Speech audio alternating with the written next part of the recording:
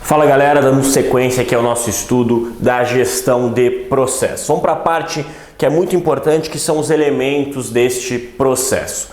De quantos elementos ou quais são os elementos que um processo é composto, tá? Isso depende muito da questão, então asterisco ali no seu material, porque dependendo da questão, dependendo do que a questão lhe entregar, você pode entender a assertiva como certa ou como errada, ou você pode encontrar a assertiva correta numa múltipla escolha. Vamos lá, os elementos básicos de um processo são os fornecedores, as entradas, o processo, a saída e os clientes.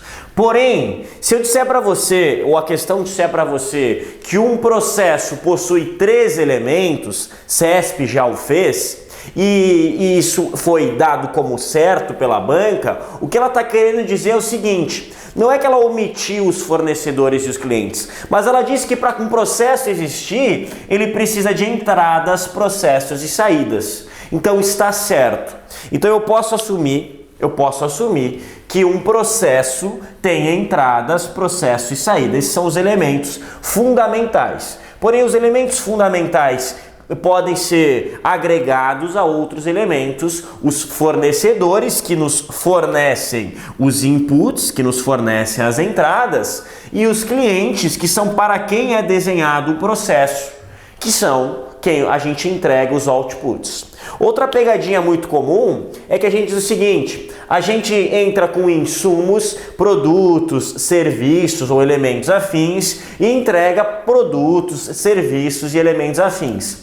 Pessoal, eu posso entrar com informação e entregar serviço, ou eu sou obrigado a entrar com informação e entregar uma informação?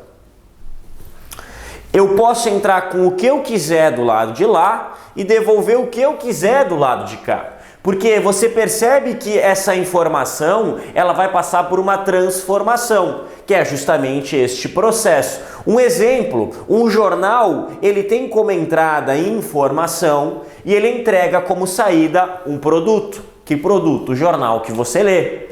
Outro exemplo, muitas vezes, o que a gente faz aqui? A entrada pode ser produtos, uma pizzaria, diversos produtos aqui, massa, molho de tomate, mussarela, tomate, alecrim, manjericão, essa pizza louca que eu estou construindo aqui. E eu entrego outro produto, Eu também posso entrar com informação e entregar serviço. Eu entro com informação, aula, meu conhecimento, depois do processamento a gente tem a aula, que é o serviço que você está vendo agora. Então, eu posso entrar com algo e entregar outro algo aqui, porque na realidade eu sempre vou estar entregando algo diferente do que... a saída sempre vai ser diferente da entrada, por isso que ela passa por um processo de transformação, ok? Então é importante que você saiba disso. Ok, falei de cliente, falei de consumidor, são a mesma coisa? Tratando o consumidor e tratando o cliente, eu estou tratando as mesmas coisas? Quando eu falo de consumidor, quando eu falo de cliente, é o mesmo conteúdo? Depende, novamente, dentro da administração, infelizmente a palavra depende é muito frequente.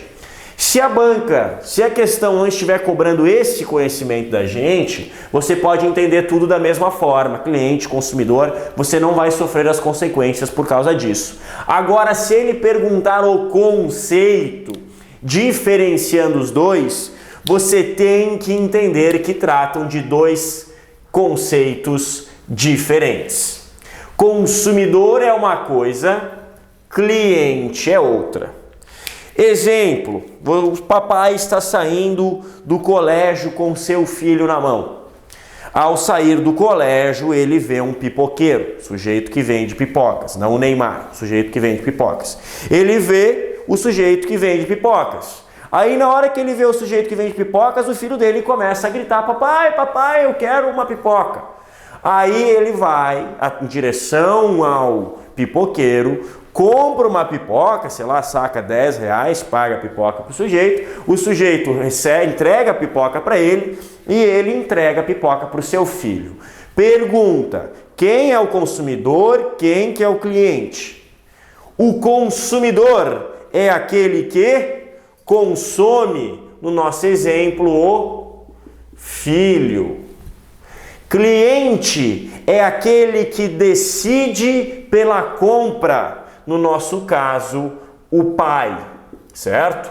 Mas Marco, eu posso dizer que cliente é quem paga? Pode, mas bastante cuidado aqui. Se eu for a uma loja, se já foi aprovado aí no concurso que você almejava, você é auditor da Receita Federal, assim como o nosso Tanaka, e você vai comprar, obviamente, a sua Land Rover Evoque, branca, interior caramelo, desejo de consumo. Você chega lá e você vai, obviamente, financiar uma parte, né? Você vai financiar uma parte.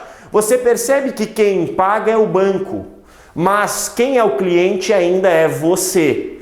Por quê? Porque você decidiu pela compra, você decidiu por adquirir aquele veículo. Então, bastante cuidado com o termo é quem paga. Eu prefiro o termo é quem decide pela compra, porque às vezes alguém pode estar pagando e você pagando para esse alguém. Você é cliente do banco, nesse caso, obviamente, e você é cliente da concessionária desse momento também. Você é cliente dos dois, porque você assumiu o compromisso com os dois.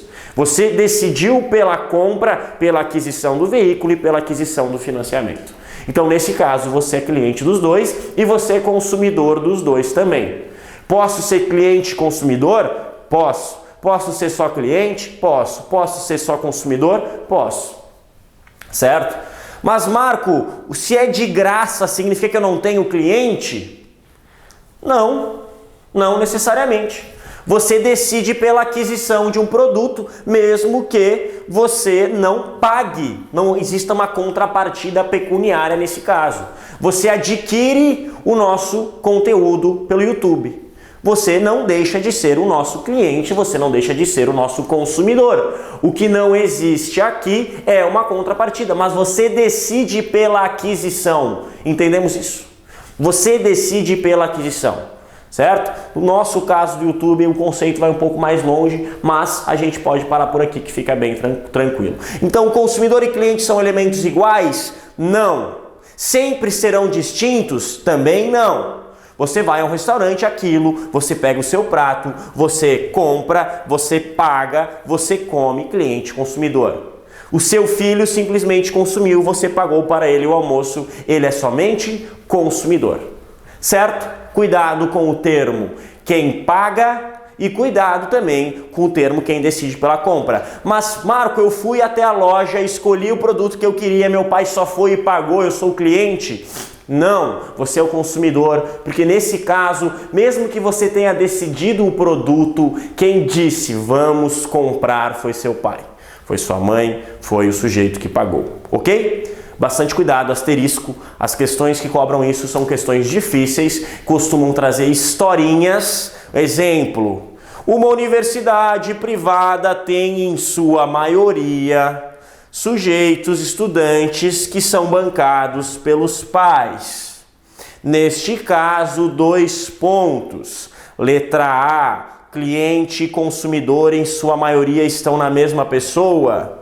Clientes são os filhos, clientes são os pais e consumidor são os filhos, certo? Se em sua maioria os indivíduos dentro de sala de aula são bancados pelos pais, o que significa dizer que os clientes dessa universidade são os pais, os consumidores são os filhos. Entendemos esse conceito?